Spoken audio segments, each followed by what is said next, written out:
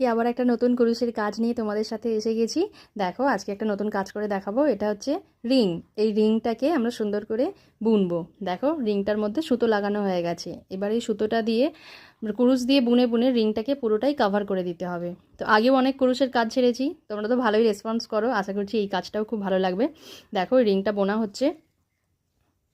পুরো রিংটা ভেতরে চলে যাওয়ার পরে রিংটার উপরে আরও কিছু কাজ আছে।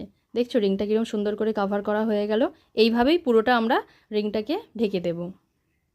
তো ভিডিওটা তোমরা দেখতে থাকো লাস্ট অবধি।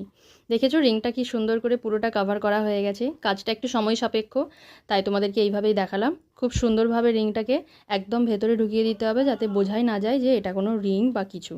তো এর উপর এবার আমরা একটু মতির কাজ করব। মতিটাকে আগে থেকেই সুতোর মধ্যে লাগিয়ে নিয়েছি।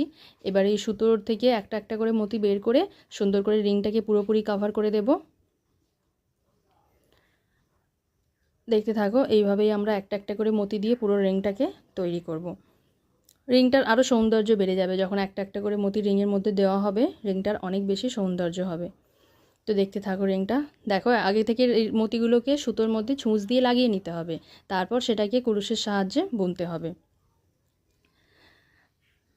তো দেখো মতিটা পুরোপুরি বোনা হয়ে গেছে আমাদের এই রিংটার মধ্যে। কেমন লাগছে অবশ্যই জানাবে। এইভাবে আমরা আরও কয়েকটা স্যাম্পল করেছি, তোমাদেরকে দেখাবো বলে। স্যাম্পলগুলো দেখতে থাকো।